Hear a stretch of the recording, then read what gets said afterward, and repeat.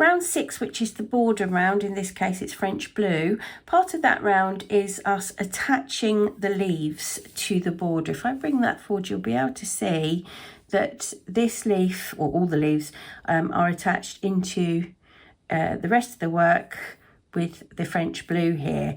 And something that you can do that might make that easier for you is to place stitch markers at the corners of your work so you can see where you've got to sort of join the leaf. And let me show you where to position them. Okay, so I've just used a little safety pin here. You can use anything at all. You can use locking stitch markers or little pieces of waste yarn, anything at all, just to give you a guide to the corner stitch. You're going to need to be working in those stitches to join your pieces together with the border yarn, in this case French blue. So the first marker, if you look for the middle stitch, you put 3 double crochet into each corner. If you go and mark the middle stitch of any of those corners, that's where they're all going to sit. And a good guide to make sure you're doing it correctly is to count 11 stitches and then put your next marker in. So if I count 11 stitches along here, 1, 2, 3, 4, 5, 6, 7, 8, 9, 10, 11, my next marker is going to go into this one. Okay, and that's all I'm going to do for all 4 corners.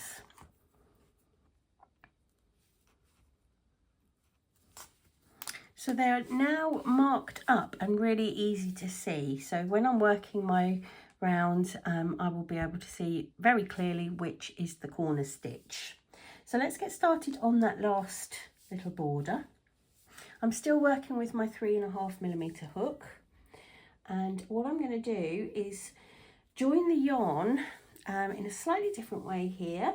I'm going to join it just through the back loop only of the central stitch at the top of any of the leaves. So if you remember, we made 3 double crochet to bring those stitches around the top of the leaf.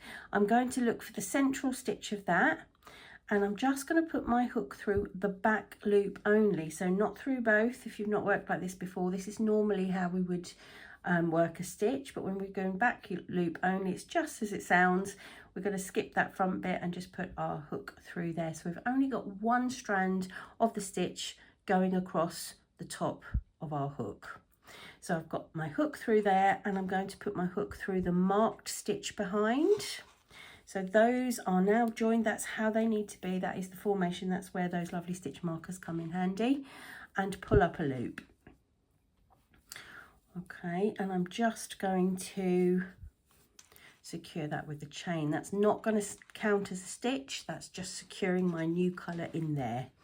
And I'm going to work 3 double crochet into this same stitch. I'm probably just going to have to take that little marker out. Should have done that before, so sorry. I'll take that out now. Okay, so we are underway. I know I started at the correct point because I marked it all, and I'm just going to run around the whole edge really with double crochet. So I know I've got 11 double crochet to make before I have to join another leaf. So I'll make those.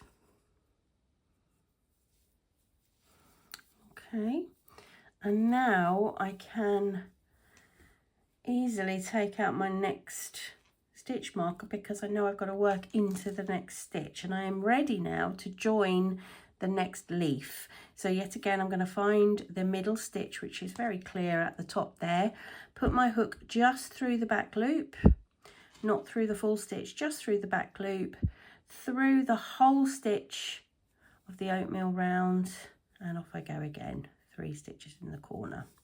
Okay, so that is how you're going to join your or secure your leaves to the little border. So I shall finish that off, and once it's finished off and fastened off, we must make sure that we sew in the ends because we'll be ready to join all 4 together.